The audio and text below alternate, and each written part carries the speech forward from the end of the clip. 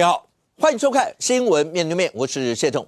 来，一开始我给你介绍今天要请到的特别来宾，左边6位新北市议员左冠廷，五哥好，大家好；前民众党中央委员张一山，五哥好，大家好；财经专家许金煌，五哥好，大家好；右边为你邀请到台北市议员张委员，五哥好，大家好；资深媒体人邵逸夫，大家好；立法院荣誉国会三哥陈柏惟，大家好，欢迎。好，那国民党主席郑运文呢，在美国访问，那当然讲了一些包括两岸之间，你说在同属一中之下，习近平讲的那些话，是不是能够给中华民国台湾一个承诺呢？而这个承诺对所有民众来讲，未来到底会是怎么样？好，那这引起大家非常多意见的讨论。那当然包括郑运文主席在乔宴的一些时候见了哪一些人啊，也引起大家非常多一些讨论。好，除了这个以外，当然对大家来讲的话，那民进党主席黄昌出的那本书，从上个礼拜一直到现在，那很多的一些的余波荡漾。当然里面的书，那有很多人跳出来，把当时的时间、地点、人，那全部都拿出来打脸。讲的最有名的一段话就是，大家都只是老了有年纪了，但是大家都还在，这些所有的那历历在目。好，那当然第一个跳出来的，应该就是冠廷吧。OK，冠廷从上礼拜一直到现在，因为这里面牵扯到你太太在里面那一段中间一些的过程，这里头讲的所有内容，一直到现在，冠廷这里头讲的那些东西，从你一开始讲到，好，你说讲到启宏在那个地方，然后陪着一直到这圣货连小产都讲出来。一般来讲，大家不会把自己家的一些事，黄昌也是这样讲，这么私密的事，但是他用的词是说，谁会知道这样的细节？那这个词就有意思了，什么叫细节？所以是知道，只是不知道的很多，还是怎么样？但这本书一直到现在，包括现在又扯出了，包括318，中间还有姚人多也跳出来，直接在脸书讲。现在一直到现在呢，冠廷，你现在看到这本书，心里面还是会有那些情绪吗？对，这本书叫《向光前行》了哈。我们思考一下，黄国昌为什么要出这本书？向光前行就代表说他的目的地是光明的。这一段过程都是路径。那回顾黄国昌在这本书当中所写的整个过程，其实他不停的在做一件事情，就是他要正当化为什么当年的黄国昌变成今天的黄国昌。当年的黄国昌从318学运之后，他包含跟这个一些战友，然后一起撑起了时代力量。讲他创立，其实也不是他创立嘛，别人早就已经在筹备了。那他是去参与，到后来取得了这个党的主导权。到后来离开时代力量，加入民众党，到以前要摧毁，要把国民党从这个世界上面给消灭掉，到现在被人家称为叫小蓝。就这个过程，其实他必须要有一段交代。所以我认为他这一本书最终的目的就是他要把他过去这一段时间几年来的历史，由他自己的视角去做正当性。那其实经过了几天的沉淀，那五哥很谢谢让我今天有这个机会再聊聊。我重新去想这件事情，就是说，黄国昌他真的需要这本书，为什么？因为他永远在历史上面，无论他以后做到什么角色，无论他在政坛还有没有影响力，这一段过程没有这一本书，他是无法去交代为什么他多次的跟他的战友辩解，多次的跟他战友闹翻，多次到最后之后是投靠自己的敌人。为什么会这样讲？今天传出最新的一个从大家质疑这本书的内容是针对318学运当天，因为我之前没看这么多，我只有看到几个章节，可是现在被大家翻出来，这本书里面告诉大家说，黄国昌说他是第一批318冲进立法院的，他的用词叫做第一批冲进立院，哇！结果当时318太阳花学运的很多战友们就跳出来了，包括林非凡。为什么？因为历史就已经证明了，有时间、有地点、有人证、有物证，他就不是第一批。第一批是什么意思？就是当时推开立法院的大门，赖中强，然后跟一些学生冲进，这叫第一批嘛。那黄国昌那个时候在哪里？2014年的3月18号的晚上8点，他在友台录影，录到晚上9点。那这些学生冲进去是什么时候？是晚上9点。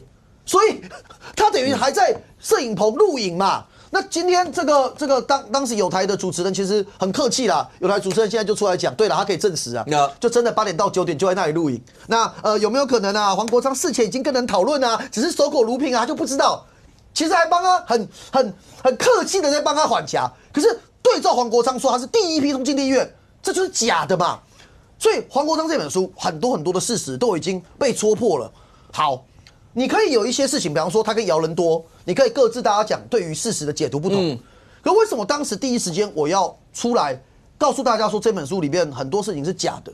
因为他要讲他自己很了不起，没关系，但你不能作践别人跟践踏别人。使用这件事情经过了几天的沉淀，其实我现在我觉得可以更豁达的跟大家聊，就是这件事情本质上我要谈的并不是持庸个人的身体状况，我要谈的事情是说，当时没错，时代力量里面大家对于劳基法的立场都认为说应该要让劳基法更好，可是大家对于怎么让劳基法更好有不同的看法。持庸跟长佐他们觉得说，我们应该跟蔡英文来谈，那修法的方向应该往怎么样保障劳权，而黄国昌他采取的手段是，他想用最激烈的，包含说跟徐永明当时主张在党团内用链子把整个议场锁起来，后来被排除了。那他在没有经过党团会议的决议，就是他自己的决定，然后大家就照着他的决议走，就走到了凯达格兰大道，决定去静坐。静坐之后决定加码，决定要绝食。那这些我8年来我们都没有谈，很多知道一些细节的朋友也都没有谈。可是这本书它的写法就是，从礼拜5一路静坐，礼拜6、礼拜日到礼拜1的早上凌晨4点，一觉醒来，黄国昌突然发现，哇，孤零零的只剩他跟徐永明，其他人全部都不见了。这个孰可忍孰不可忍？持庸为什么我要讲他身体状况？是因为他从礼拜5确实他的身体状况不佳，那之前真的也刚经历小产，那可是持庸有没有陪着黄国昌从礼拜5一路做到礼拜1？就有嘛。无论是后来时代力量王婉瑜主席他们公布的这个不起诉处分书，有明确的时间是4点18分，还是现场所有媒体的录影、媒体的照片，都证实了他被驱离之后他才离开的。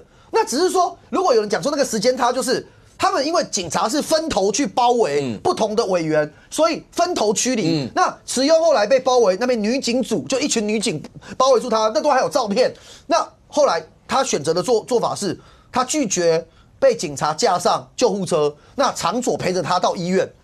好，如果黄国昌你要讲到精确到这种程度，我们也就算了。可是你的讲法形塑出来的状况是，因为持庸跟长佐后来在政治路线跟你可能不一样，然后你就指控他们背弃理想，他们变成叛徒，他们变成叛徒以外，还没有陪着你们时代力量在那几天在凯道上面去静坐，把它全部都抹杀掉。这我当然要出来把这事情还原嘛。我最后回到几个点哦。事情虽然已经稍微比较平静了，可是黄国昌主席、黄国昌当时的总召还是没有回答大家几个关键的问题。就第一个问题，其实我是很明确的告诉大家，有关于他的使用的身体状况、他小产状况，他有告诉包含黄国昌在内的党团成员。民众党可恶的地方在哪里？我在节目上面有讲说，他都有告诉党团的人啊。结果他们跳出来讲说，吴峥说他不知道，其他党团助理说他不知道。我活这么大，我不知道党团都知道，不是指党团立委。你跟我扯到其他人干嘛？我很明确，持庸告诉的就那4个，其他4个党团立委都知道。所以黄国昌敢不敢出来跟大家讲说，持庸没跟你讲？不敢嘛。他在上个礼拜5新书发表会那一天早上的记者会，他的讲法讲什么？这么私密的事情，别人怎么会知道？大家会发现他不敢跟你讲，持庸没跟他讲，因为持庸有跟他讲，就说谎嘛。再来第二个，他们开始在那边查说，12月的时候持庸说他没怀孕，然后我跟持庸开玩笑，要跟大家讲说不信你们大家可以打他肚子啊什么的，就是开始去找一些我们讲过的话，然后说这证明他根本没怀孕啊，所以小产是假的，然后要持庸出示当时的这个就医的记录。那我也跟大家老实讲啊，当时的这个医生，就当时在台中的中国医学院的这个医生，我有联络上，然后他也把就诊的证明开给我。可是你要持庸把这个东西拿出来，我觉得很瞎嘛。我后来就整个就失焦，就是他们的网军，尤其是利用民众之声这个平台。民众之声这个平台不是只有我今天讲，这个杨宝珍、江河树都曾经出来指涉，像民众的这个民众之声的这一个社群平台，已经变成是他们在斗争党内的工具。然后这个平台上面把慈庸讲到多难听，把我讲到多难听，但是完全没有回到这个事实本身嘛。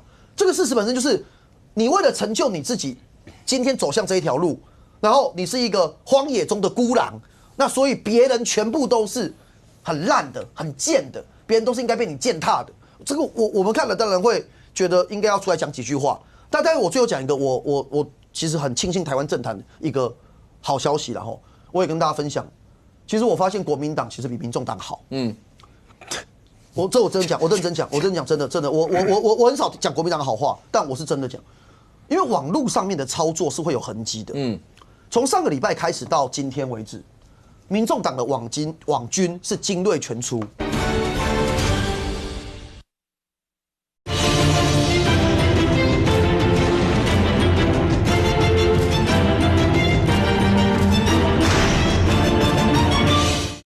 因为网络上面的操作是会有痕迹的。从上个礼拜开始到今天为止，民众党的网军是精锐全出，就是民众党手上能够控制的假账号，民众党手上能控制的侧翼粉专，民众党能够跳出来讲话的意见领袖，几乎全员出动。但我要讲的是说，国民党这次没参战。网络上的所有的那个状态各方面，因为国民党也不想跟你们疯嘛。这个事情成就你个人，然后作践所有你以前的战友，这个事情会有加分吗？立场不同没关系，今天各自有不同的想法也没关系，因为连夫妻都有不同想法嘛。就像慈庸到今天为止也不是民进党啊。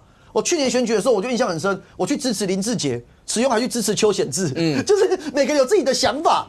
可是你怎么可以因为你的立场不同之后，你开始把过去曾经并肩作战的朋友全部作践？最后一个我要讲。其实我觉得这件事情对黄国昌真正内部最伤的事情是，民众党内部会有很多的人，也会在自己身上有一个 question mark。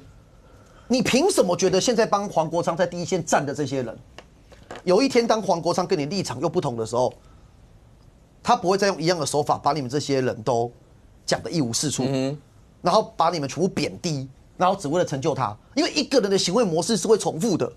我觉得这个事情是黄国昌已经下定决心了，他未来我认为他没有要让民众党过得更好，也没有让民众党发展得更大，而他现在所做的事情是整本书吹捧国民党，贬低以前的战友，合理化他投靠柯文哲。那下一步会做什么？下一步就是合理化自己投靠国民党嘛。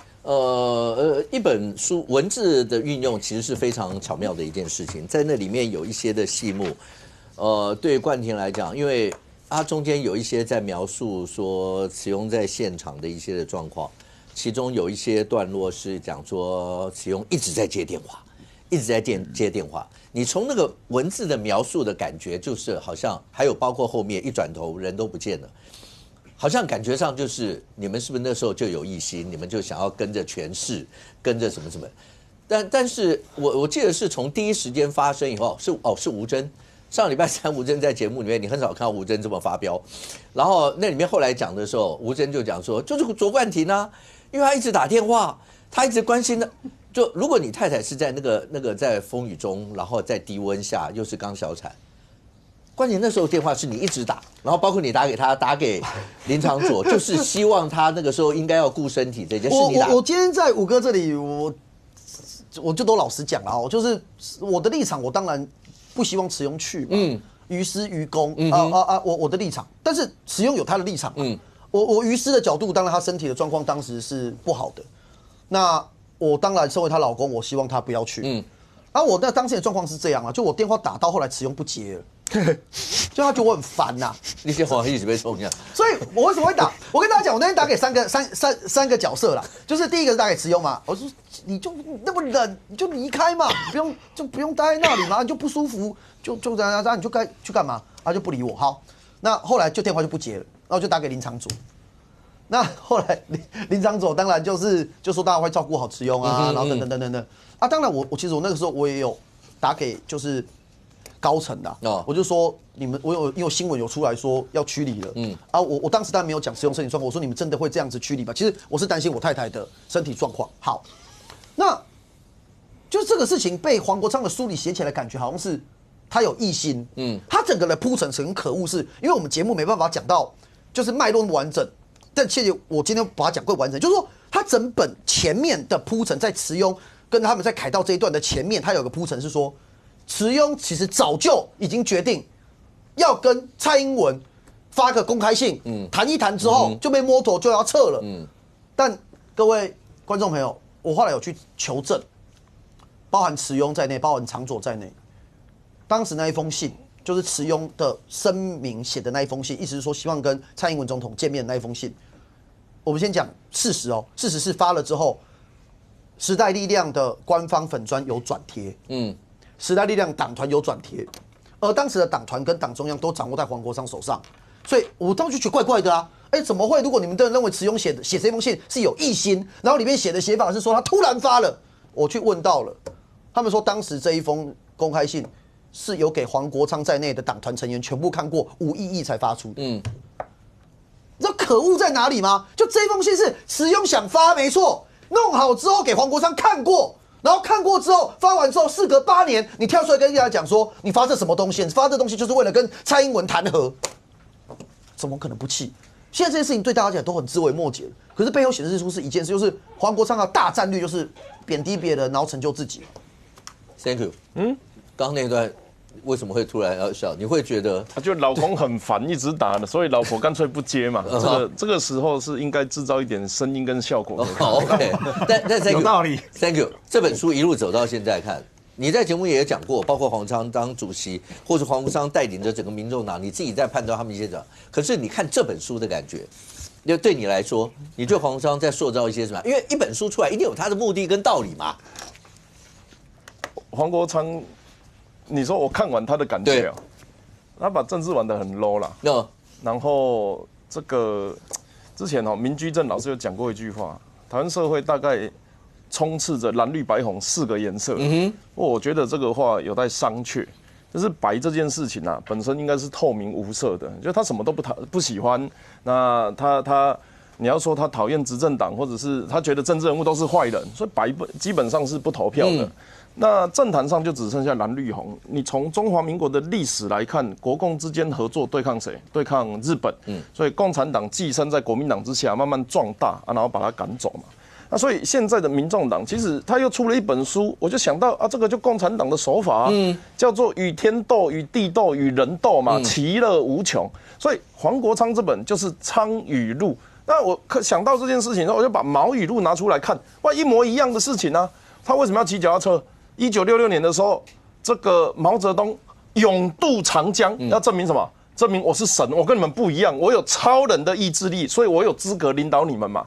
然后呢，与人斗什么？斗完之后啊，就是要怎样改写历史啊，来做洗记忆啊，这个叫成王败寇嘛。所以你看，共产党还活着，国民党也还活着啊，两岸的历史就不一样了。共产党说抗日是我抗的啊。那国民党也说抗日是我抗的啊，所以然后现在这个中华民国第一个总统是谁？袁世凯，已经没有人要讨论他了。好，那是前一阵子北洋政府翻出来才大家又聊了一下，所以这个东西就是洗记忆的动作。我其实是在这个阶段还算乐观的原因，是因为言论自由的社会，你没有办法统一言论，这就是为什么黄国昌一讲出来，他发现大家都在骂他，原因就是因为他讲的话毕竟还是少数。他没有想到这本书出来，大家都会有意见吗？卓冠廷会有意见，姚人多会有意见，说包括黄国昌讲说姚人多那一段，他说他讲了10次，姚人多有没有反应？但是对我可以讲，你只要认识姚人多的人，你都知道姚人多私底下把这些事情都已经骂到不行。像姚人多说的，对他真的就是不想，因为他退出政坛，他不想跟你直接要去杠这些东西。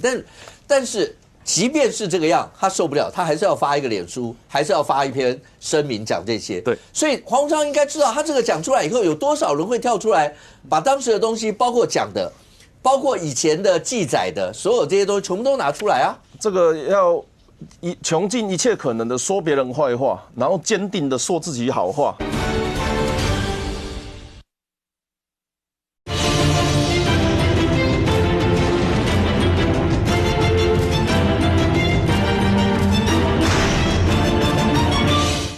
这个要穷尽一切可能的说别人坏话，然后坚定的说自己好话，还有睁眼说瞎话，这些都是毛语录里面就有的东西嘛。所以黄国昌的我说的都是客观事实，书里面都是客观事实，客观事实。他只要坚定的脸不红气不喘的讲着谎话，他就可以过自己的那一关。我要跟大家讲，他要做的事情只有巩固自己的支持者。他这本书没有办法去把其他人烧起来，可是呢，它可以达到制造对立跟阶级斗争的效果，就让所谓的讨厌民进党跟下降民进党这件事情继续放大，那借此来继续寄生国民党。这民众党的套路就跟国民党完全一模一样，拉进来打出去，透过不断的背叛、分化、切割，然后获得最大的战功战果。所以民进党虽然这几年很辛苦，但是呢，他们做了一件事情非常正确，就是坚壁清野嘛。刘进乙不给过哦，这是民众党支持的大法官。然后呢，这个要谈法案，那我们就就事论事，没有利益交换，不要拿什么司法人什么电子脚镣啊，什么东西来跟我谈。然后柯文哲还拿什么谈？人工受孕法换人工代孕法换什么？换总预算，就这些东西都不谈，这个叫坚壁清野。为什么？因为他只要粘上你啊，拉进来打出去，他就会想办法在你身上挖你的肉，吸你的血，这就是共产党打败国民党的方法嘛。结果100年后的50年后的国民党忘记50年前50-60年前是怎么跑来台湾的啊？继续在那边豢养民众党，只为了短期的类似毒品的快感。为什么民众党有效？为什么民众党可以做这件事情？因为国民党有一天发现攻击民进党不会掉票。为什么？因为国民党骂民进党，2014年之后太阳花学运起来嘛，国民党骂民进党说你恶金，然后回头发现哇，我们家的黑道跟那个老大出山一样，那个排出来都几千几万个，你枪击，结果判决书一拿出来，有枪的都在国民党立委家，说你贪污。一个表列下来，可以刻满这边的所有墙壁啊，什么800亿超贷挤兑，所以国民党发现我骂民进党没有用了。为什么？因为有书读多一点点的人都不太会加入国民党。而我们中南部有一句话，你看那个小平头的中南部的那个国民党都小平头啊，为什么？那当然是因为过去国民党有一段时间培养本土派。不要说精英至少是台湾民众加入，然后怎么样斗争所谓的外省权贵，有这样子一段历史。而这一些常常坐直升机去绿岛的啦，或小平头的这些民意代表，他们可能透过2代啊，或者是这个其他家族来让自己洗白，就我自己本人不要当了嘛，让我的小孩子们来当嘛。可是呢，当年的民进党是什么？句话台语啊，我若医书律师，会计师，我较不爱加入国民党呢，我都有读册，我不是没读册的嘛。所以，当这个历史，我们这个是叙述力啊。当这一段历史存在的时候，国民党突然发现我骂民进党没有用啊，我骂他贪污黑金跟人民讨厌的事情，都在我身上啊。那于是他就要找其他的医师律师来骂民进党才有用嘛。所以这个时候，其他的医师律师是谁？柯文哲是不是医师？黄国昌是不是律师？他这个有所谓社会地位的高度来攻击的时候，他就摆脱了那种我国民党全身都是血啊，然后再骂人家受伤很重，让另外一群人来骂，民众党的切入点。可是这个切入点会有很严重的问题，就是说，他医界、律界他们都有各自的社会团体或群体嘛，所以这个时候，人讲他们听逼稿的怎样？已经在这个群体里面的人，基本上都不太会反民主的，或者是反组织的那种很极端的去做这种现行规则的制度的挑战，所以他最后只能吸收到所谓的边缘人嘛。所以于是呢，柯文哲在医界没有朋友，黄国昌在法律界没有朋友，谢兴恩在记者界没有朋友，林昭印在酒店界没有朋友所以没有朋友的都集合在一起，那就叫民众党嘛。他们没有朋友，他的本质会是什么？就是反民主。边缘人的本质会反民主，为什么？原因就是还记不记得黄国昌书上所写的去躺总统府？他躺总统府的时候身份是什么？他躺总统府的身份是什么？是立法委员。那立法委员是不是就是在决定劳基法的人？那他是不是在里面投票投输了？然后他去躺总统府的目的是什么？第一个叫做新闻，第二个广场老百姓可以去，他要做英雄嘛。所以他的本质就是反民主的。我们已经给你立法委员的工作，让你去里面调和顶赖，想办法协调蓝绿白支持。然后你选择的方法是，我当立委，我立委薪水要领，但是我去做老百姓做的事情。你如果在里面，你有各种抗争，就是我们都说议场的事情就留在议场里面嘛。你把事情带到总统府去，那是还有正当性不足，加上天气不佳呢。如果那一场又被他弄起来了，是不是又会变成另外一场这个什么莫名其妙的这种明明在里面已经谈好，它不是一个很接近的冲突哦，它是一个只有他们8个人，连国民党都不在的情况哦，所以他们等于是要用8个来挑。5个，抱歉，他们那个时候是5个在挑战113个立委，他们等于是要5%来推翻95%的结论哦，所以他的本质是反民主的。他为什么敢出这本书，跟为什么现在敢说这些谎？因为过关门槛跟过关的条件不同，他现在要过哪一关？他要过的是蓝加白大于绿这一关，所以他不需要100%的人支持。而蓝加白大于绿之后，可能发生的事情是什么？特赦柯文哲啦，就是绿是这个民进党政治追杀、司法迫害嘛。然后呢，黄国昌就正当性就有了嘛。所以他们的每一个关卡是斤斤计较的。柯文哲那个时候在当主席的时候讲，我们要想要过5%，怎样有席次不分区嘛。然后过了5%之后来杠杆，就是进去之后找蓝的或绿的合作来斗争对另外一边嘛。那接下来就是要挑战50%。好，或者是33%，他能够拿到总统、副总统的席次，来改写中华民国的历史。所以，当他的条件，当他的这个分母啊得分的，他只要有些人考20分就很开心，有人考60分才开心，有人考80分开心。对他来讲，他的目标只要拿到1半，他只要跟他的合作对象拿到1半以上的选票，就可以干掉这个执政党。那么他所做的事情就只需要巩固自己人。所以其实你去看毛语录，基本上他的那些文字啦、做法啦，然后包含他的斗争过程，你看红卫兵出征其实就是网军出征嘛。那江青林彪可以被斗，你看杨宝珍、蔡壁如都可以被赶走嘛，黄珊珊消失了嘛。然后呢，万物皆可斗的性格怎样凝聚？他只需要凝聚他的红卫兵，在他就算是这个败走他乡的时候啊，也期待会有一个张学良出来阻止蒋中正剿共嘛。所以黄国昌现在所在的位置就是把民进党当成日本，把国民党还是那个笨笨的国民党啊，我们来合作你看外面威胁这么大，不要打我。然后等到他们合在一起的时候，再来看看会发生什么事情。我跟你讲，黄国昌跟柯文哲最可爱的事情就是他们2个的对话基本上就是以毛语录为共识啊。不要忘记呢，徐永明是讲过一句话的呢，我是他的周恩来，他是我的毛泽东，他是指黄国昌这件事情，他是在访问的时候讲过的。柯文哲也自己讲过，他的偶像是毛泽东的。那这2位以毛泽东当偶像的人，他自然就是天下事务一大抄，只要毛泽东干嘛，他们2个就干嘛。只是台湾人因为长期因为国民党的关系反毛泽东，所以我们普遍不了解毛思想或毛语录。你去看，你如果不了解，现在学还来得及，只要打开与光前什么向光前行，看黄国昌他在柯文哲干嘛，你就一目了然。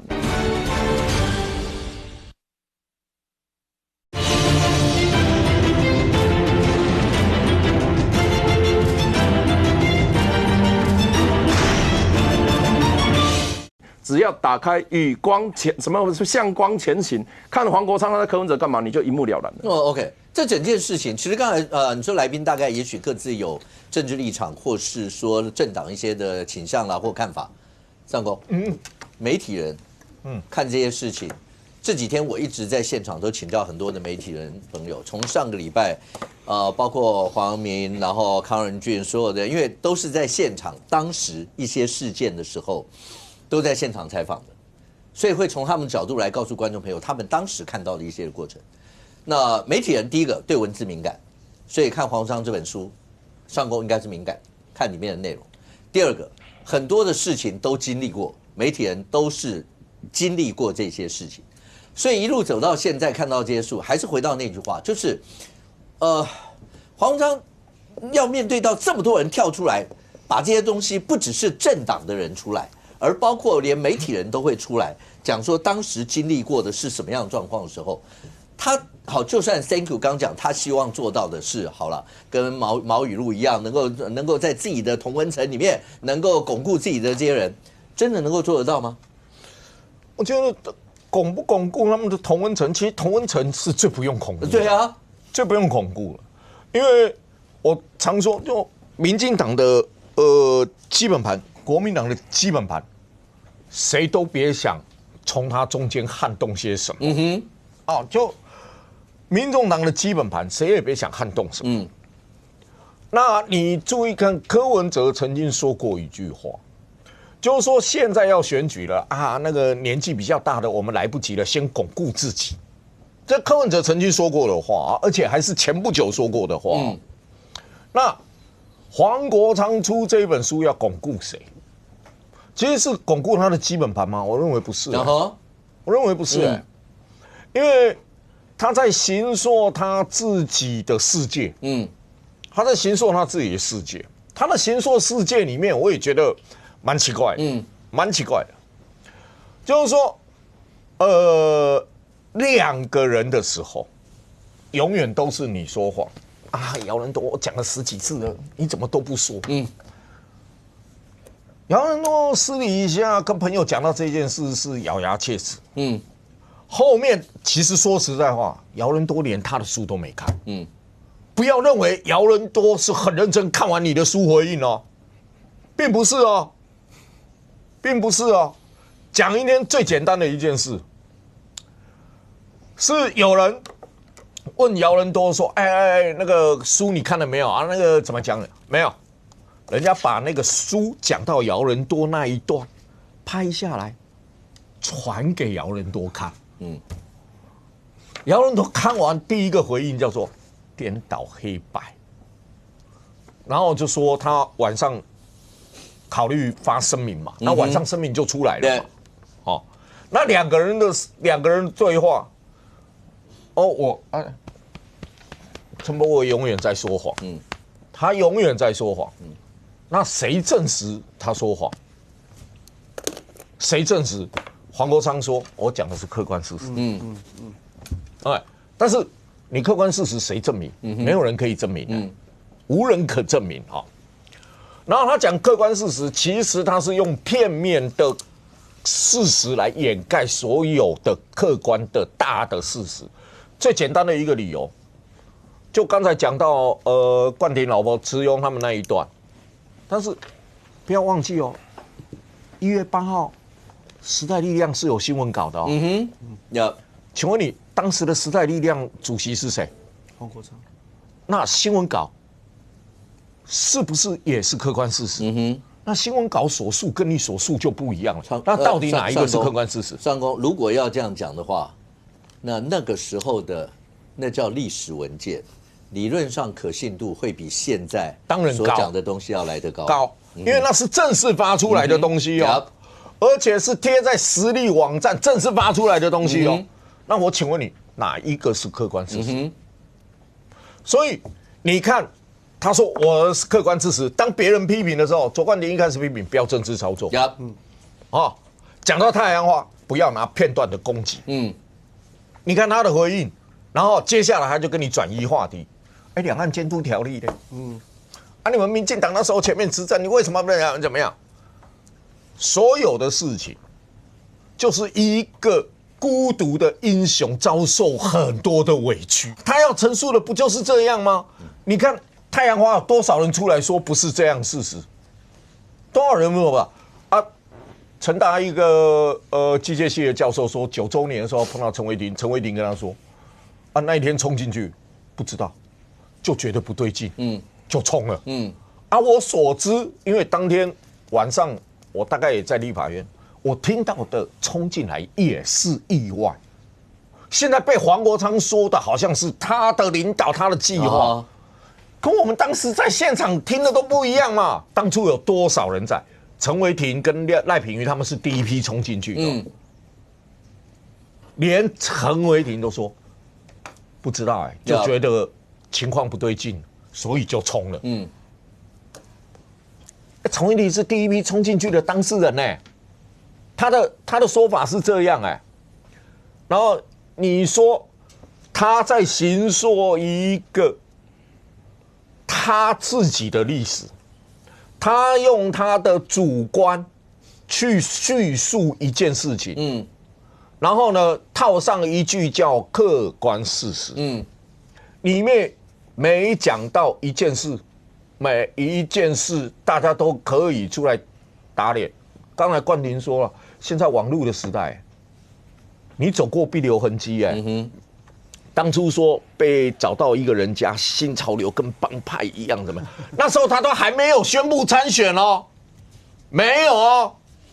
宣布参选以后，赖清德鼓励我要选，郑文灿的幕僚打电话给我，新潮流的一些朋友强力的支持我要选到，都全部都支持我。2015年你这样说， 2026年他们变帮派了，那支持你的都是帮派，所以你看到黄国昌他在形塑一个用改写历史的方式形塑一个孤独的英雄遭受到多少的委屈，当做一个号召，垫高自己的身份。不过现在这整件事情一路往下，但今晚好了，选举不就是这个样吗？我们讲选举，当然票多的赢嘛，朋友要多嘛。对，那有人说有2种策略嘛，一个叫做不是敌人就是朋友，一个叫不是朋友就是敌人，这是天差地别的2个策略哦。对，黄章现在的策略到底是什么？而且如果真的要这样讲起来的话，有人甚或讲说这本书出来以后，黄章也不是跟这个讲，也不是跟那个讲，他的目的是在告诉2028。也许会有文昌帝君的出现，是这个意思吗？我分2个部分来讲啊。第一个，我觉得黄国昌的策略很简单的4个字形容，叫非友即敌了。那个非友即敌的塑造呢，我觉得他是从这个时代力量之后啦，他要把过去从时代力量开始到现在，他来民众党呢，为什么会有这样转折？他如果没有建立一套史观的话，大家都会骂他什么超速仔，还有背骨仔嘛，还有关灯人啦。所以呢，对黄国昌来讲，要解决这个问题的方式呢，就是要塑造自己的史观。那塑造这个史观最好的方式是什么呢？就是非友即敌啦，也就是说，你不是我的朋友的话，你就是我的敌人啦。那这种网军式的攻击方式，在网络上面你去看柯文哲这样操作过，黄国昌也这样子操作过啦。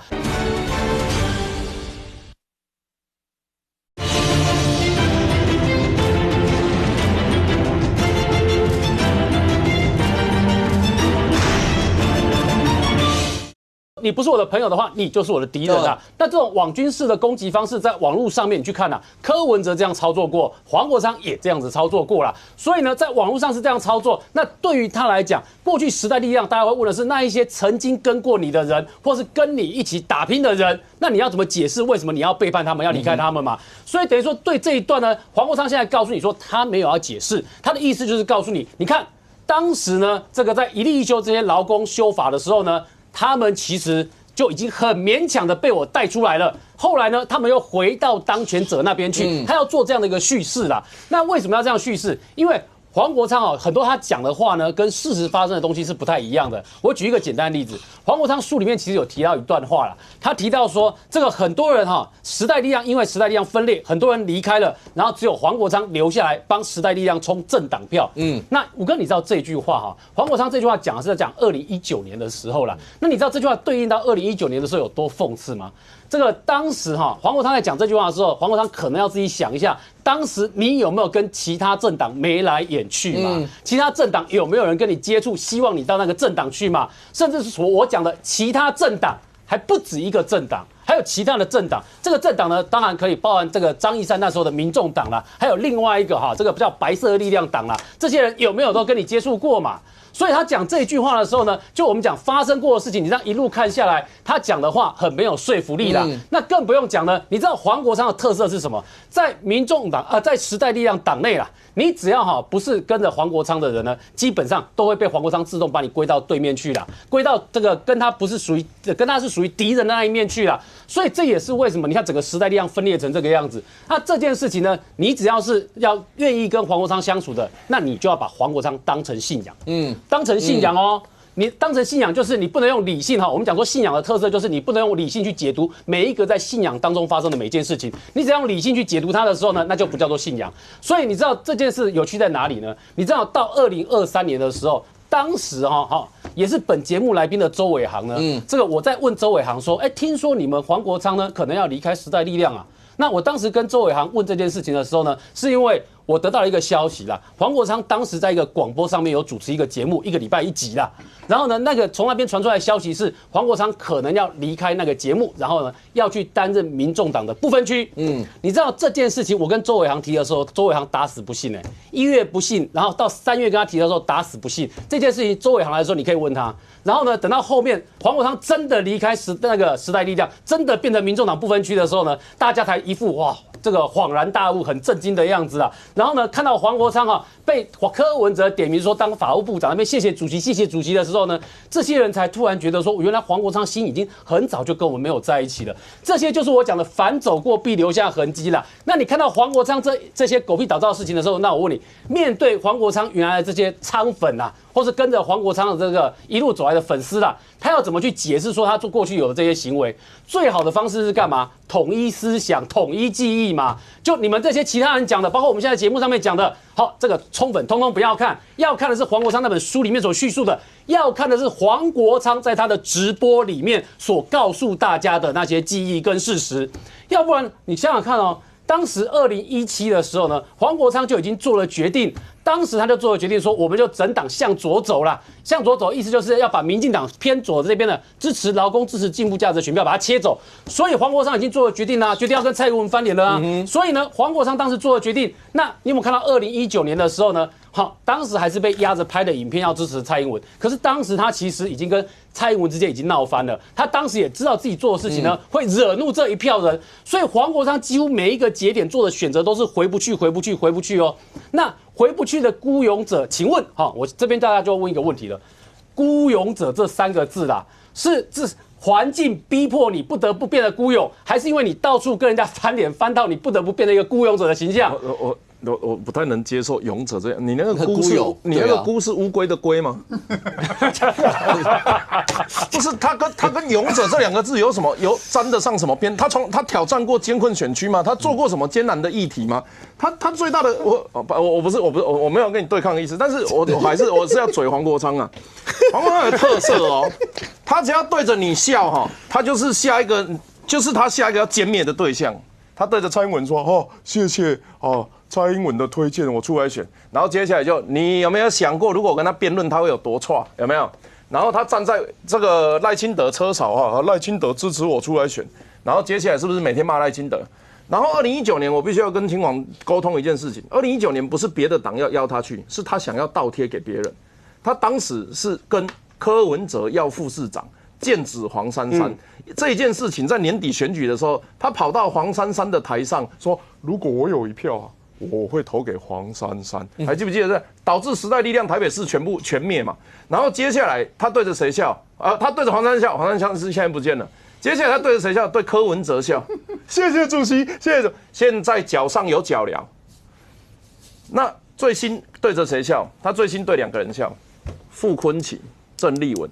不过这3个人算同一个性质的，因为这3个人加起来6个党，所以呢，他们现在是进入一个王者对决的时候。因为这3个人都手指拉进来打出去，跟你好，爬上去，然后歼灭你。所以现在啊，是台湾的这个背骨仔生物天择的对决王者时刻。到底这3人6党谁能够存活到最后？他对韩国瑜还鞠躬呢。所以你看韩国瑜的态度是什么？很丢中太极拳叶问爬起来，你也看。说的第一个，我感谢你的修正啊，因为孤勇者这3个字是上个礼拜不知道为什么媒体就一直丢这3个字出来啊。好，这个从上礼拜开始，主持人都会问我说，你会不会觉得黄国昌这个书就是要把自己塑造成孤勇者的形象？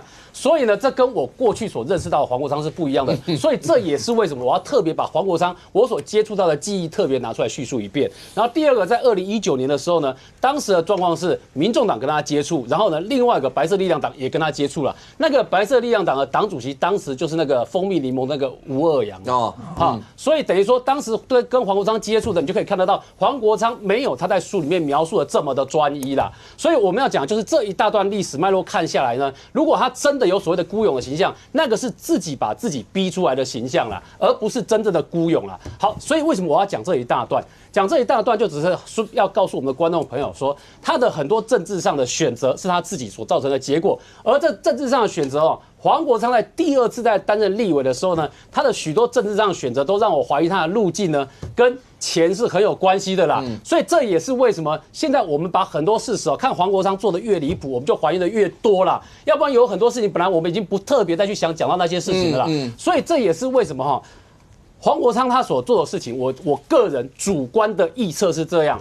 他现在做的事情，因为现在很有趣的是，黄国昌很高兴的认为蓝白合这个题目就是郑丽文跟黄国昌，然后呢，郑丽文看起来也很高兴，蓝白合这个题目呢是郑丽文跟黄国昌最好，而不是郑丽文跟柯文哲哦。所以等于说这2个人在蓝白合这个共同点上面，大家都找到了一个彼此能够合作的点。在这个利基点上面，你有没有注意到一件事？就是我这几天特别一直在讲的，郑丽文的访美行程跟他的跟郑习会，就是一个他铺陈自己是国民党2028最好的人选。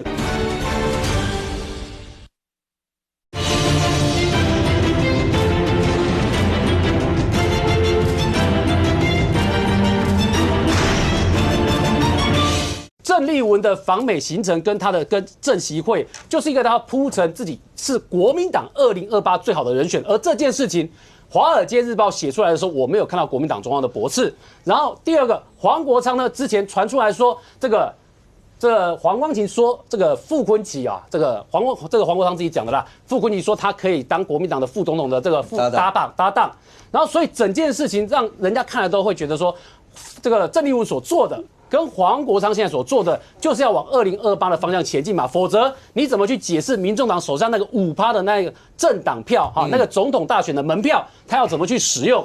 所以这也是为什么修正历史、定义历史，定义成黄国昌认知的历史，也就是你们讨厌民进党的跟我走了，你们比较这个认为要支持劳工的，你们跟我走了，你们认为民进党就是做的是错的，你们跟我走了。然后在面对郑丽文的时候，他就可以告诉他说，对，郑丽文跟你们的国民党。看清楚，我后面都是这一些人，都是相信我的历史记忆所打造出来这些人，这些人在跟我走，只有你们国民党跟我合作，才能够得到这些人的支持啦。现在看起来是把拼图的两边呐，拼图的两端要拼完整之后，看起来双方现在正在做的事情。OK， 第一个冠廷讲说这次的事情，包括黄国昌这本书，国民党看起来大部分人是没有贴上去，在这个议题上面多所论述。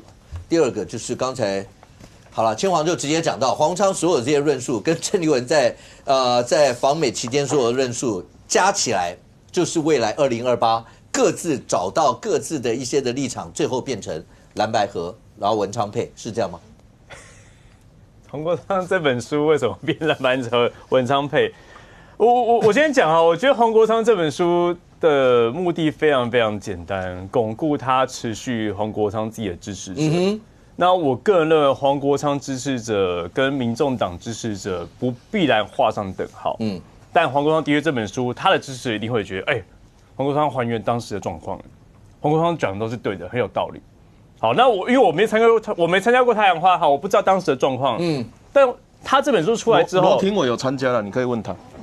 不要，这个时候不要扯到他哈。国民党，然后呢？没有，当时很多人都这个，对不对？对，继续。不要岔开我的话题。好，我帮你。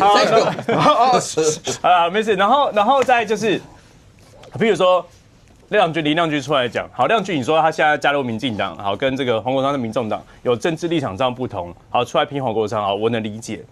那很多人我觉得很久没有听到他讲话，就包含这个冠廷的太太这个洪慈庸委员，我很久没听到他出来讲话。过去黄国昌做了那么多事情，洪慈庸委员有出来讲话吗？没有。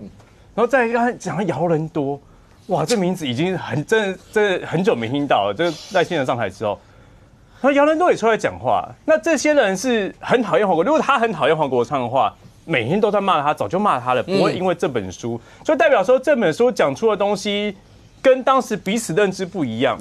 好，那我一样说我不知道事实，但我们回到一个如果今天黄国昌支持者相信黄国昌，那民进党的支持者相信这些人，那我回到一般的民众怎么看待这事情？很简单啊，我觉得黄国昌一个人说这个，然后其他那么多人说事实跟黄国昌讲不一样，是另外一套。一般民众会怎么去看这个事情？可能会觉得，这边人好比较多。我可能会比较相信这部分，那这个时候就回到黄国昌出这本书的目的是什么？他并不是为了去吸引更多的还原当时的事实，吸引更多的中间选民，他是把他自己支持他的人更巩固在他的支持群众里面。所以的确，你说这本书现在有没有讨论话题？有啊，我上了快1个礼拜，每个争论节目都在讨论啊。然后以我而言，我就不知道当时发生什么事情，我跟黄国昌也不熟，我第三者在看。我觉得好像比较多人跟他持不同意见，那这个时候我对这本书内容写东西，我就会有问号。那这个时候黄国昌能不能吸引到跟他比较不熟的民众呢，我认为在这本书来说会相对比较难。但是委员现在看起来，因为蓝白合是主轴，是一个大舵，而现在看起来，而且在蓝白合最主要合作是在立法院，大家看得到嘛？那接下来在这次选战里面才会慢慢要落实到这次选战的地方。可是这几天的新闻，包括像傅昆萁好像跟白银的那个陈其龙他们的总召。看起来不像当初跟黄国昌之间大家这么如鱼得水一样的那种感觉。蓝白合之间会因此开始产生一些间隙吗？我固然觉得黄国昌在当立法委员的时候，的确以这个傅昆萁跟他合作看起来。我相对于我觉得比较没有太大的摩擦，开蛮多法案都蛮那个。当然，陈清龙这件事情，其实黄国昌也是说他没有听说过这内容，我也不知道是，但的确有这样的传闻出现哦。所以对于你说立法院之间蓝白合，我觉得不会有太大的矛盾跟问题。好，那对于选举蓝白合，以目前而言，我也觉得不会有太大的一个困难。但是的确，未来你说谈蓝白合的这个。主事者，好，到底是维持现在持续的是黄国昌，还是有其他的，包括柯文哲等等啊？我觉得还是要看大家最后合作的方式。但现在看起来的话，对白银来讲，刚才青黄用了一段是张义善，你以前的民众党，没错，你是对我们介绍头衔都是前民众党中央委员张义善。2019年民众党成立，有没有邀请过黄国昌来当不分区立委？有这件事情。而黄国昌认为啊，他要的不是。不分区立法委员，他说我在时代力量就有不分区立委啊，他那时候认为时代力量可以4席啊，他排第4名，我为什么要到你民众党去要一个不分区立委？所以那时候其实刚才讲过嘛，他要的叫做副市长，但是柯文哲当初已经。确定就是由黄珊珊嘛，这也合理，因为黄珊珊做过市议员嘛，对市政比较娴熟。你黄国昌跟市政完全没关系，你突然之间说你要副市长，那我柯文哲那时候他还要想选总统直接交给你，让我市政怎么办？所以他当初其实就已经锁定是黄珊珊做副市长，而不是黄国昌嘛。人家补什么？没有。黄国昌心里有一句不能在他面前讲的话，就是他时代力量当年输是输给谁，你知道吗？他输给蔡壁如。是，所以。所以你跟黄国昌，那光选举的政绩，你就选输蔡壁如咧笑死人，那战神，那战神。没错，等一下我会讲到蔡壁如。好，我继续讲啊，就是说张委员哈跟黄国昌不熟，他有一个方式，你就会马上跟他很熟，你就会知道他其实啊这10年来没变过。我们鼓励黄国昌加入国民党啊，马上重演，不管是在民众党，不管在时代力量，还是太阳花，同样的一些所谓的顺我者昌，逆我者亡，就是他的模式嘛。而且离开你之后，他没朋友嘛，我跟你没关系总可以吧？我离开总可以吧？离开了之后，他还要说谎、篡改历史、踹你一脚，这就是黄国昌啊。现在的民众党就是前阵子前3年的时代力量而已嘛。时代力量现在民众党现在遭遇的问题跟时代力量当初的问题几乎一模一样啊。为什么这么讲？第一个我要讲说，刚才说黄国昌是毛泽东，他没那么伟大。柯文哲效法毛泽东，黄国昌效法华国锋。为什么？他的信徒现在你要看他们那群主哦，他的信徒叫凡黄国昌主席所做的决策，我们都坚定拥护；凡黄国昌所做的指示，我们一定遵循嘛。2个凡是嘛，就是黄国昌。而这个所谓的网军也好，这些小草也好，或冲粉也好，现在主力就在民众讲堂嘛。刚讲到蔡壁如，我为什么之前就说黄国昌绝对不可能让蔡壁如选彰化，因为他们的恩怨难道是今年选党主席就结下的吗？没有。2019年、2020年在选不分区立委的时候，民众党拿12点多%，时代力量拿7点多%，那时候看到9点才知道蔡壁如当选，黄国昌落选嘛。所以蔡壁如的当选表示你黄国昌落选，黄国昌会不会记恨到现在？一定记恨到现在嘛。所以民众讲堂不止不让你蔡壁如选，我还继续透过我的网军系统，透过我的民众讲堂，继续羞辱你蔡壁如嘛。小白菜啊，这蔡壁如姓蔡嘛，所以小白嘛，小白菜啊，真是爱360胜过阿北。360是他说你党主席的选票只拿到360票嘛，甚至可以说有一些人根本不支持阿北。我要讲蔡壁如跟柯文哲20年，将近30年，你黄国昌你归贴啊？黄国昌当初你入党的时候，柯文哲为什么要签一份第6点协议？第6点叫做你不能介入党务。我说真的啦，最了解黄国昌的是谁？柯文哲啦，所以他不让你介入党务，他知道黄国昌只要一介入党务，民众党就准备要分裂，民众党就准备要泡沫化嘛。所以透过民众党之外，他还透过党务系统哦，规定。现在蔡壁如在彰化，他还没放弃哦，继续开讲，他还要开讲，对，他在开讲，他庙口开讲哦，庙口开讲，毕竟就一定是民众党的支持者会去嘛，虽然人不多，也是民众党支持者，他有邀请当地的议员说，你们要不要来？来不是说来支持我call 的人就顺便，因为蔡壁如你觉得他会当选吗？我觉得了，蔡壁如连选到底都不一定会选到底了，但是他 call 的这些人场，可不可以帮这个民众党的议员来做所谓造声势嘛？但是这些抱歉，党部有规定，没办法参加。我直接讲，这个党部的规定，难道会是蔡壁如规定的吗？柯文哲规定的吗？当然是黄国昌规定的。所以黄国昌啊，给他等交斗啊，蔡壁如的恩怨记到现在啊，而整个民众党，他现在。就是顺我者昌，除了我黄国昌的人可以从3重选到归3，其他人你都不能选。其他人如果你没有归顺我柯文哲的人，包含今天周刊有报道，黄成俊在黄国昌任内升任副秘书长。白去酒店啦，为什么这类人会让升任副秘书长，而林昭印啊？只不过欠了8000块，你连选都不让他选，因为林昭义当过蔡壁如的办公室主任，他是蔡壁如的人嘛，就不是我的人，我就不会让你选了。再加上他现在一心一意啊，叫做向官前行呐，不是向官，是向官前行嘛，把民众党打包要卖给国民党啊，要拿到我傅崐萁的嘴巴里面讲的那个副总统候选人嘛，所以只要在议员选区，只要国民党人要参选，他就不让你自己人选了。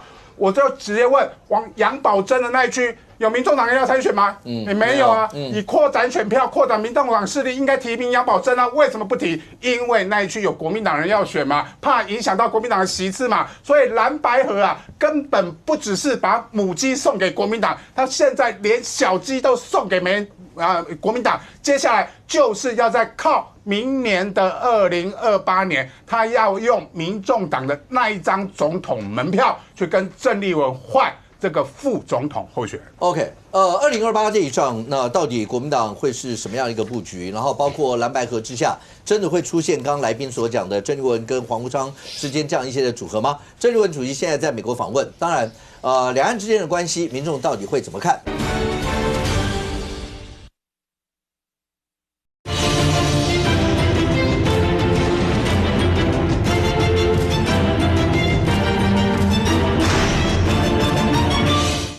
包括蓝白合之下，真的会出现刚刚来宾所讲的郑丽文跟黄国昌之间这样一些的组合吗？郑丽文主席现在在美国访问，当然，两岸之间的关系，民众到底会怎么看？那郑丽文眼中又是怎么看的？不过最近他讲了非常多跟两岸之间有关的话，从第一岛链啦这些事情，一直讲到习近平说的，其实习近平是不是真的知道中华民国台湾我们所有的民众到底在想些什么？让你听听看郑丽文怎么说的。来。今天台湾的存在，并不会去挑战共产党的合法性跟正当性。我在跟习总书记见面的时候，习总书记特别也提到，他尊重也理解到，因为历史的关系，台湾人民已经选择了一个完全不同的社会制度跟生活方式。只要我们同属同一个中华文明，同属同一个中华民族，那么什么事情都好商量。我发现台独第一个行不通，第二个它也并不能够保证带来台湾的民主跟自由。所以这是为什么我离开民进党之后，2005年当国民党主席连战决定要历史性的破冰之旅到北京，他邀请我参加国民党，我答应了他。现在有没有听到？第一个，当然这次郑丽文到那美国去访问的时候，中间包括在乔宴的过程，你说于国良啦、焦胜安啦这些，有很多人提出一些像相关的一些有没有统战之一的一些的问题，那他们也跟你解释了说，那个像于国良这些，他就是来吃饭，然后他也不是坐同一桌，大家就拍了个照，敬酒的时候拍了个照，就是这个样。没有像你们讲的这么严重。但是当郑丽文讲到习近平的时候，你听到他刚讲，只要大家是同属一个中华民族、一个中华文明，什么事都好商量。他的立场的转变，其实让我当然就跟刚刚讨论的黄国昌想起来看起来是非常惊人的类似啊。那只是我不确定这是不是宿命啊，就是这种我们说的孤勇者啊，乌龟的龟，这种孤勇者啊，他们在区域的选举里面通常都不会得到人民的信任，因为他们的身价是透过不断的背叛跟挖肉而得的，所以他们最后都会走向什么党机器啦、不分区啦，那这个是我觉得还蛮值得玩味的事情。但是呢，郑丽文现在我认为他在做一件事情叫玩火，他玩火玩很大。先讲一下的背景，曾经是法理建国派，那个是这个是台派里面最毒的那个派系。法理建国是跟你爬书到当初日本放弃台湾，老美如何叫他写不要主权送给中华民国，所以才有那个所谓的法理，这个台湾主权未定论。这个法理建国派，哇，郑丽文当时是这个派系的，他是毒中之毒的，然后突然一个大回转，去到2005年，突然就怎么样可以接受他了。另外一方面，可以接受北京或者是统一了。另外一方面，郑丽文不是什么奇奇怪怪的学校，不是像习近平一样小学毕业，他是台湾大学毕业。我认为他当然知道他在做什么。那郑丽文跟黄国昌他们都在某一个时间点发现一件事情，就是政治啊，只要坚持自己是对的，就一定会有人跟随。然后呢，他往上争取那个道德的上限，他反对黑金啊、无不良嗜好啊，然后追求一个洁癖的那个过程太过煎熬，于是就回头垫低，直接向下18层。颠覆大家的道德下限冲出去的，所以别人不敢讲的话，我来讲嘛。你们这些区域立委、民意代表、地方市议员，你们不敢讲统一，我来讲嘛。你他跑去跟那个美军呛说，我要亲中，这个人啊，亲中反美，讲和平繁荣岛链。这句话我在很多电视台解释过，和平繁荣岛链的意思就是美军滚出去嘛。所以上一个做这件事情的叫李在敏。李在敏也讲过啊，那个美军先不用了，但是实际上怎么样还在，所以他讲的这种话，那美军退出第一岛链这件事情，是习近平不敢讲，王沪宁不敢讲，郑丽文说我没有下线，我讲嘛，只要怎么样，你看他的好处是什么？只要我敢讲，我共产党的哥哥爸爸就会来嘛。这一位叫做余国良，我们一张一张来。这一位叫做余国良，这个就跑去参加郑丽文的侨会参宴。那余国良是什么人？他是有统战部的相关背景，然后呢，他也曾经也有捐款被任命，然后被指控说这个人是在替中共工作的这个多重身份。简单讲啦，他就不是台湾人嘛，不是台湾人为什么要跑去捐款给你？为什么？啊，你说捐款也好，参会也好。因为你讲的话他爱听嘛，他觉得你在促进祖国统一大业嘛。这边还有一个这个人叫做焦胜安，他在另外一场参会也去到现场。我跟大家报告哦，国民党中央发言系统是说我们不认识哦，别人找他来的哦。对啊，而且就只是大家吃个饭，那个也不是坐同一桌啊。当然啊，可是为什么这样子的气质啊？我演讲的时候你怎么不来啊？雨你那不来啊？焦你那不来？为什么不来？他讲的东西就是中国爱听嘛，可是中国爱听，那黄国昌、郑丽文这两位，一个党主席，一个不分区立委，当然也是党主席，这两个人讲的话，已经跟台湾老百姓的主旋律完全背道而驰的时候，这个的确是政治上值得思考的事情，就是说他们没有被民意任命跟授权，一个是透过党的机制产生，一个是因为前主席被关，是不是他搞的还不知道？不是被关了，就出案子嘛。然后这两个人同时啊，在用这种挑起极度对立，以及用那种3-5%的民意，然后把它放大成全台湾，这个就是被古者的孤勇者们的这种杠杆之路。乌龟的龟，他们每一次的你看哦，郑丽文可以正席会，郑丽文可以去美国，郑丽文可以当党主席，他一共花了多少心力？他只需要6万票。他只需要6万个国民党党员，他就可以干这些事情。他一副好像中华民国未来的总统，还可以有机会担任中华人民共和国台湾特别行政区的首长。这个就是回归后的林郑月娥，他想要当他的那个方向已经俨然成型了然后黄国昌也是，黄国昌到底是凭什么可以在这边呼风唤雨、大声小叫？他也不过就是因为加入民众党担任不分区，然后总召，他实际上的民意有多少票，我们根本无法估算。那对区域来讲，我跟你讲啊，张维远都比他们两个有代表性啊，不一定，张维远没有6万个党员票，你一个立委，区域立委有10万票的，你的代表性都可能比郑丽文还要高。可是为什么他们可以这样子操作？我认为这是有系统的。在占领每一块政治的这个叫做扩大器，或是政治的这个叫大声公，因为这一些职位啊，它只需要非常小的力量、非常少的票数，它就可以去杠杆。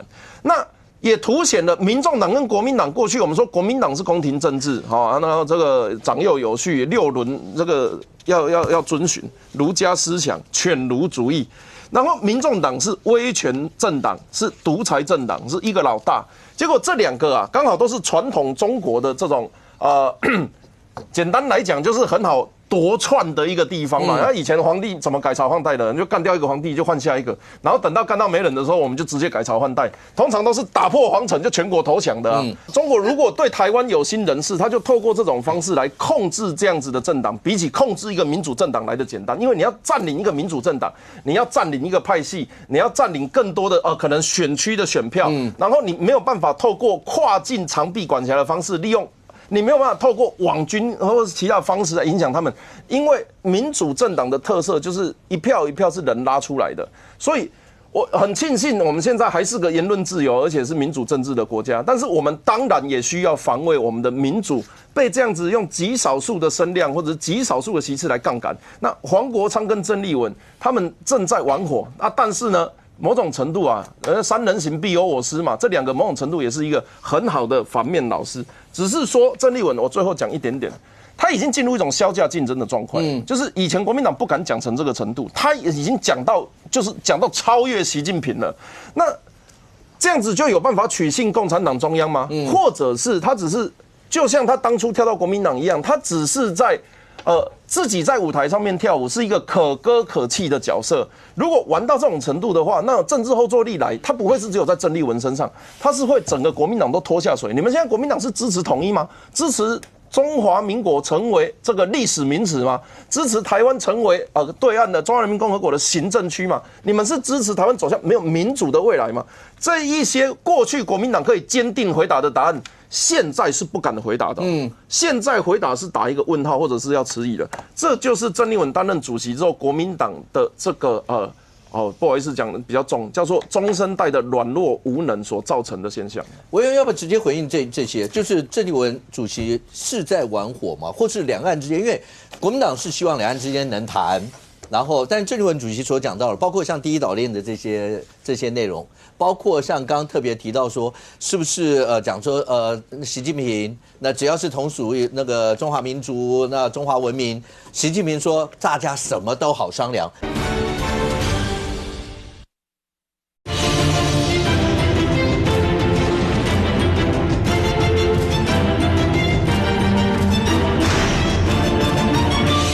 习近平说大家什么都好商量，国民党里面也都同意像这样一些说法吗？所有这一些现在看起来对国民党跟郑丽文主席这样的一些的内容，国民党现在会怎么看？老实讲，不得不佩服郑丽文主席啊。为什么这样讲哦？为什么笑？我们要酸他，就是说，因为不管他是政协会，然后包含这次去这个美国访问哦。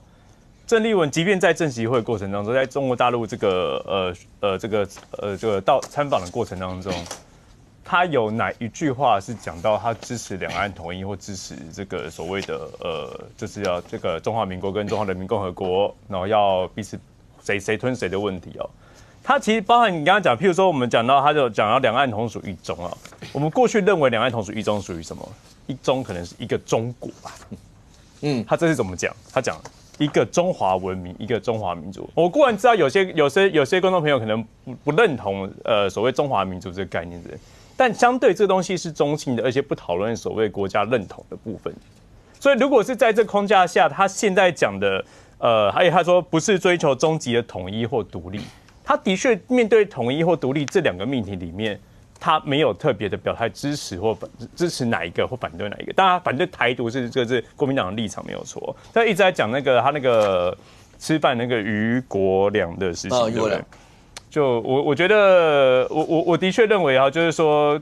合照很难去说明一切啊。那我是认真相信，就是其实这并不是安排好，而且郑丽文主席真的不知道他是谁，因为合照好几桌，然后我们政治人物其实经常会面对有不同的合照，其实你不会一一去问这到底是谁，但的确你也必须说中国的统战。好，在这个无所不入，他过去有他的这个统战的背景等等，然后在这个场合出现，当然我认为他会有他政治目的，但这以合照而言，我觉得不足以去说明说到底有什么串联或者怎么样的沟通的。上公为什么那么狐疑啊？刚刚为什么那么狐疑？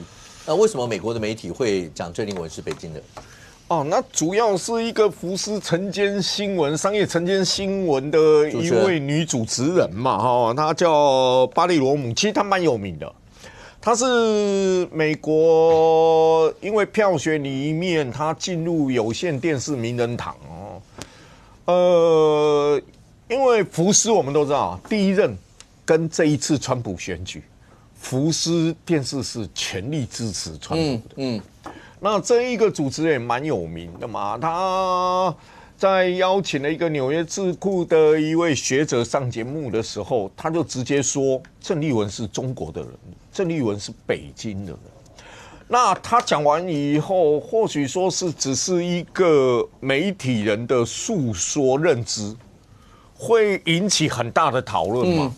重点是，他这一个节目每天早上大概9点以前就播完了重点是，川普喜欢看这个节目，所以川普他在里面的讲话，很可能川普就直接从这个女主持人的口中听到这么一句话。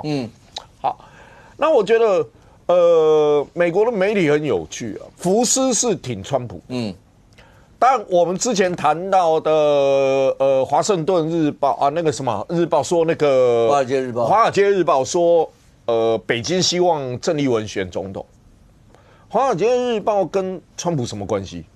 川普告过华尔街日报川普很讨厌华尔街日报。OK， 但你看华尔街日报跟川普喜欢的电视台的节目，你把他两边的讲话，因为我很讨厌这一家媒体，但他会不会看这一家媒体？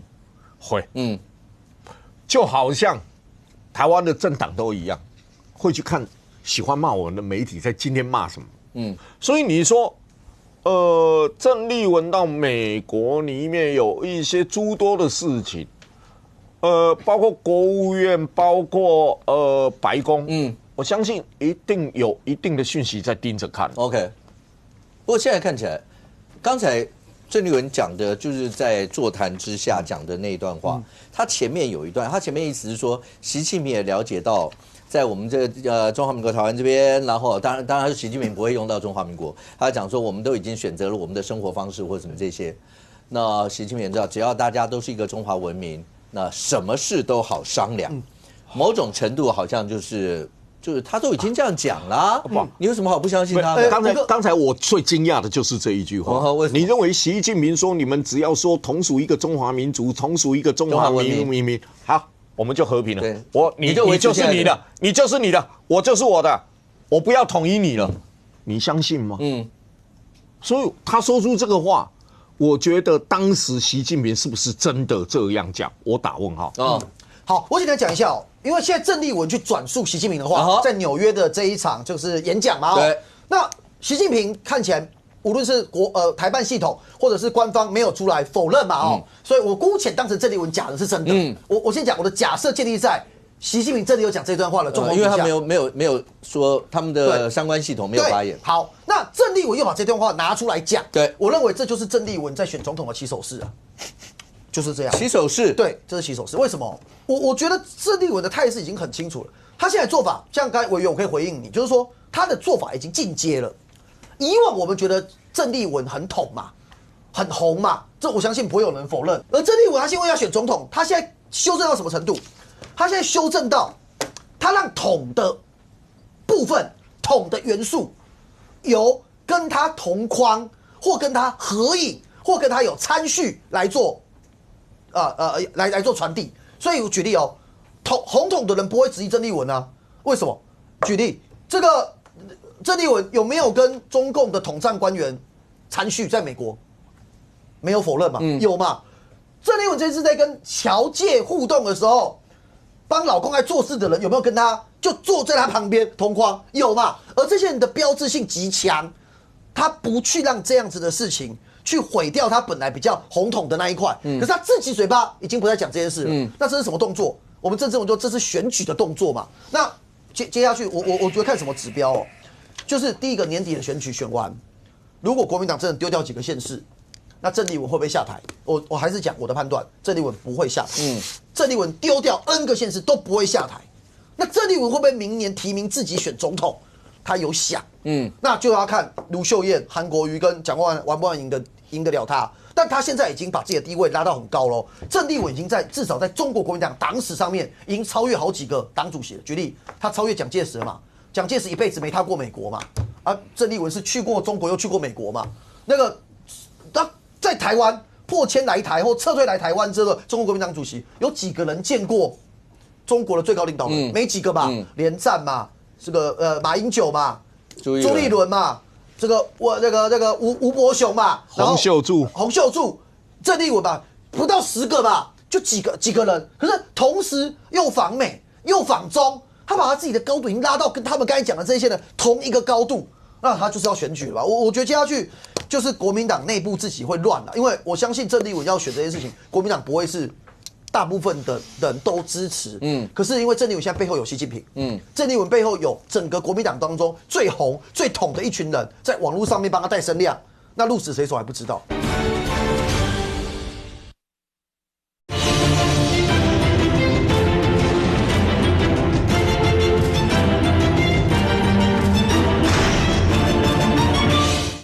郑丽文背后有整个国民党当中最红最统的一群人，在网络上面帮他带声量。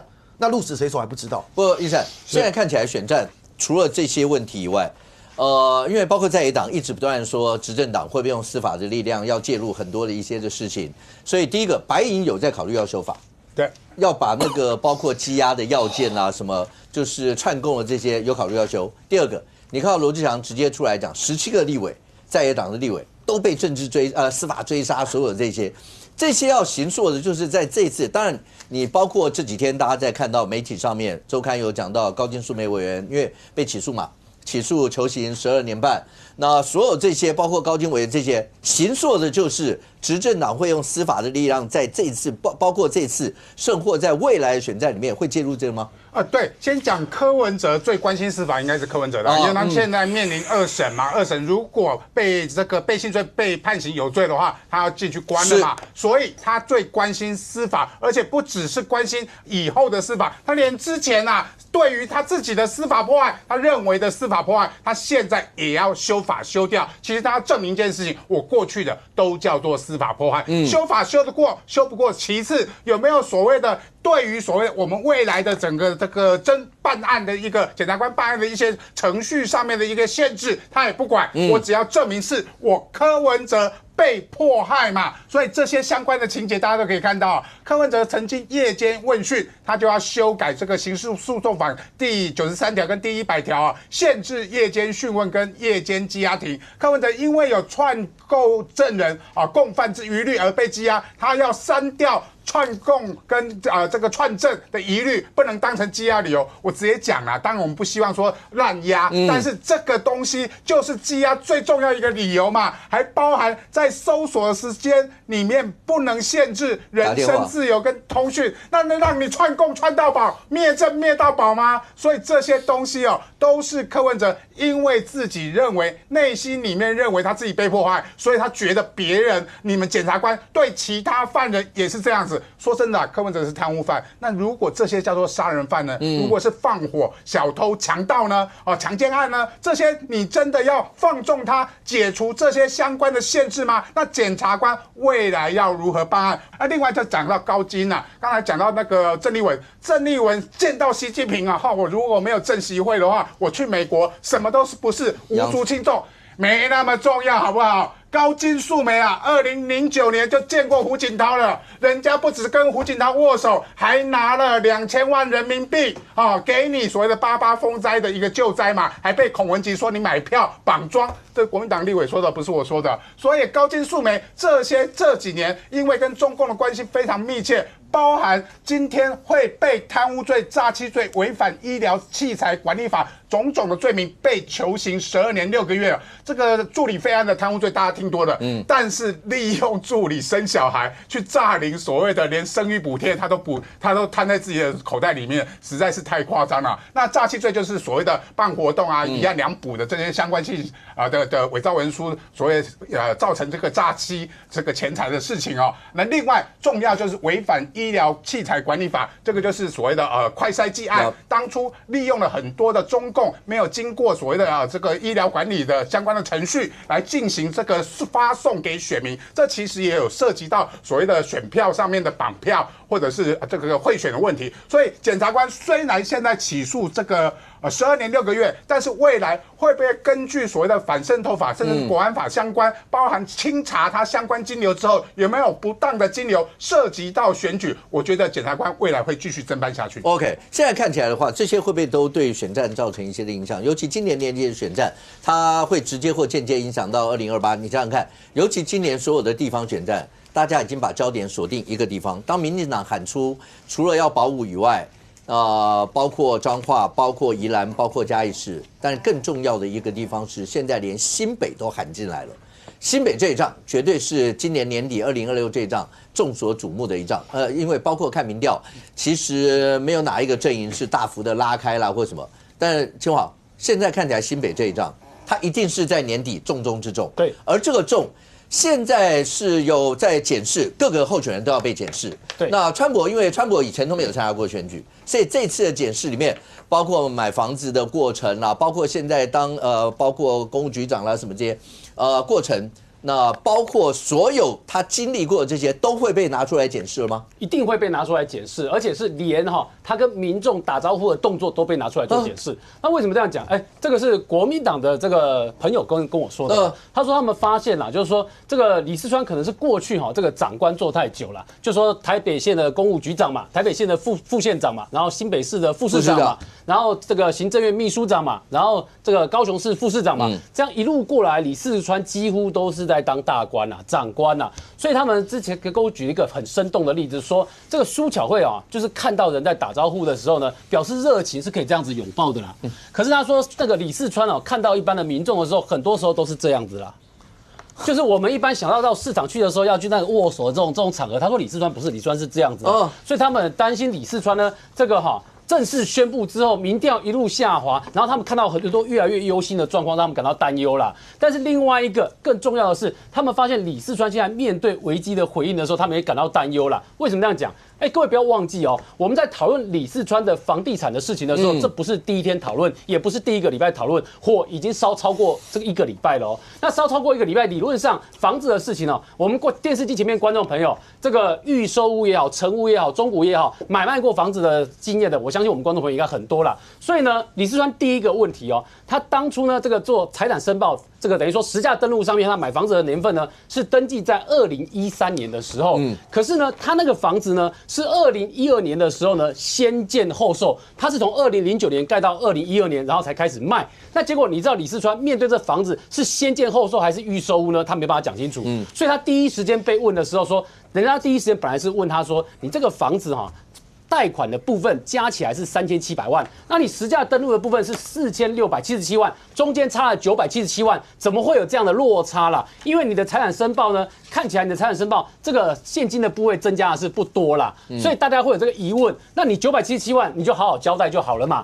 结果呢，李四川当时被问的时候呢，第一时间跟大家解释说，他买的是预售屋，然后中间是分1年的时间呢，缴这个977万。这句话一讲出来了之后呢，面对后面人家问你到底是先建后售还是预售呢？等于这一句话，国民党内也没其他人帮他背书讲不清楚好，这是第一时间。第二时间，李四川再被问到这977万的时候，李四川告诉大家说，这是他跟太太2个人呢用自己的收入，然后再加上股息，然后去缴这977万。五哥，你知道这件事更严重？为什么？因为他财产申报里面股票是看得到的，股票有卖掉没卖掉，有股息有股利没股利是看得到的。所以李四川当他去讲这句话的时候，大家去解释的时候，发现他跟他太太两个人加起来所得呢，一个月是25万，一年算下来大概是300万左右。300万，按你说今天就算你不吃不喝啦，300万全部都拿去缴这个钱啦，那977万300万去缴，这中间还是差677万啊。那677万对不起来，那李四川的讲法是说，他们夫妻的收入加上股息去缴。好，各位要知道，这个李四川买房子的年份，2011、2012、2013，那3年的台湾的股市跟现在是完全不一样的状况啊。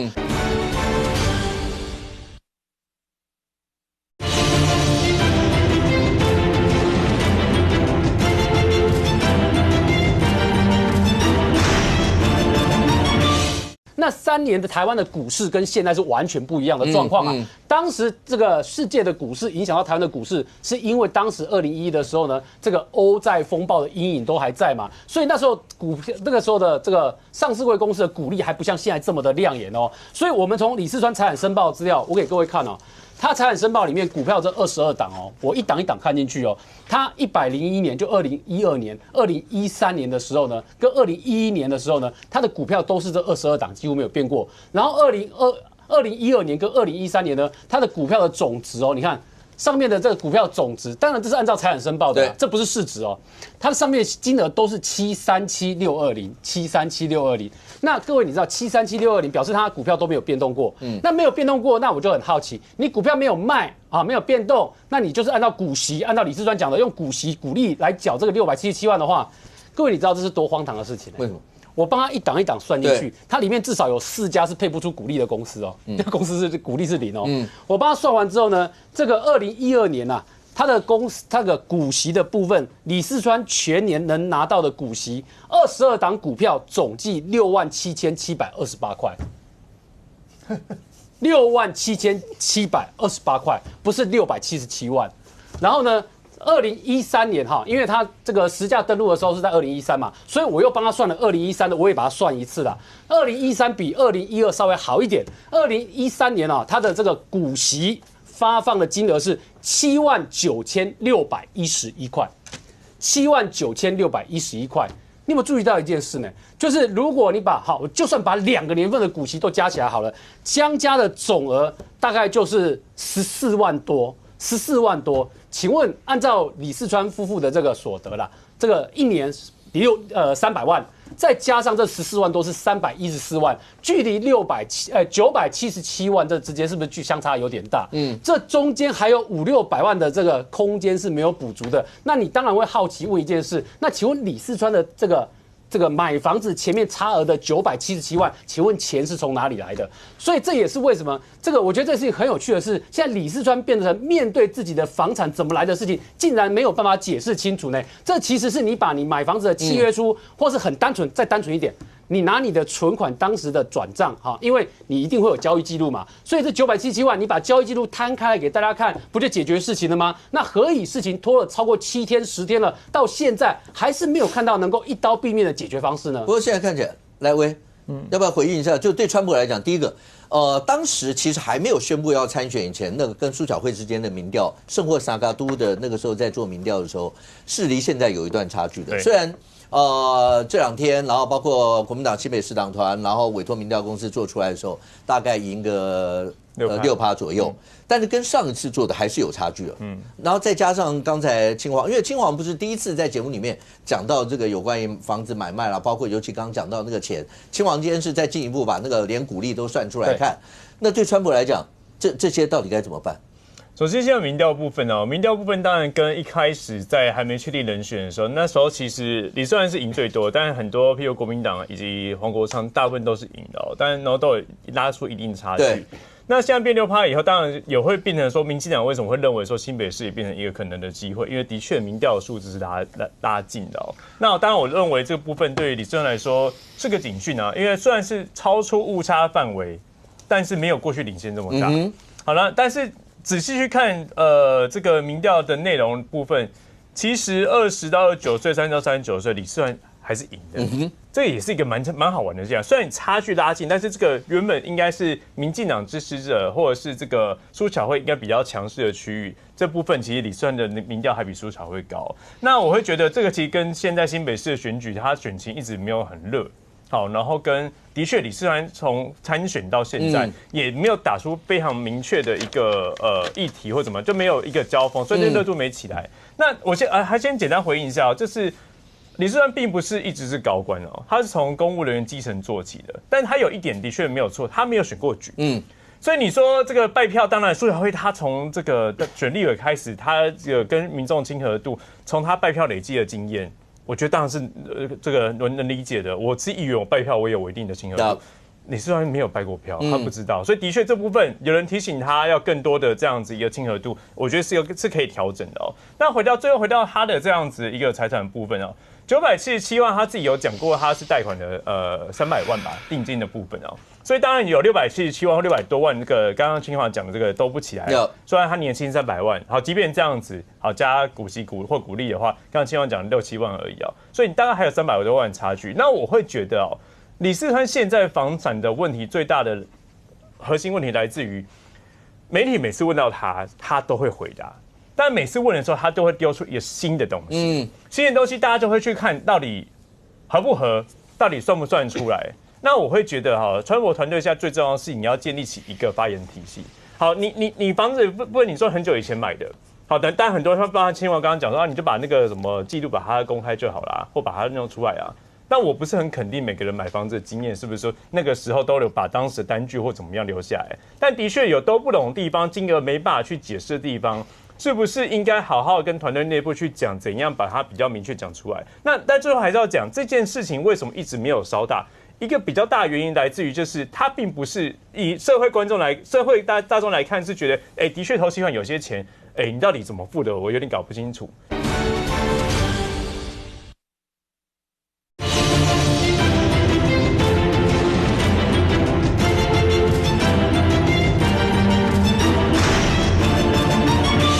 但回到李世川跟他太太跟他整体的资产而言，他有没有这个财政能力去支付得起那是这个房子？大家会觉得看起来好像还是有，只是的确有部分金额他讲不清楚。那大家会有一个疑惑，但不会觉得说，这是一个什么建商给他的一个什么这样弊案啊，或者是这个特别什么利益不正的一个这样子一个买卖，大家还不觉得会这样，所以。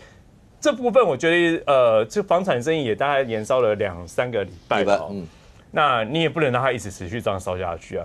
适时的把它厘清清楚之后，给一个比较明确的说法，让这个议题到此为止啊，然后进到下一个选战的议题。OK， 来，冠廷是，而且川普直接回啊，你们如果有疑虑去检举啊，他就告诉你说就没问题啊，你们要不然就去检举啊。不，这是选举嘛，这不是在打官司啊？打官司当然你要面对啊，如果你违法被抓去关嘛。现在关键是国民党确实在新北，我觉得陷入一个危机。就是大家要听清楚，这不是鬼故事，这是真实的事情。就是新北市议会国民党党团委托 TVBS 民调中心，他们出钱，然后公布了一个李世川跟苏巧慧两个差距在同一间民调机构，从1月到现在6月大幅缩进的民调。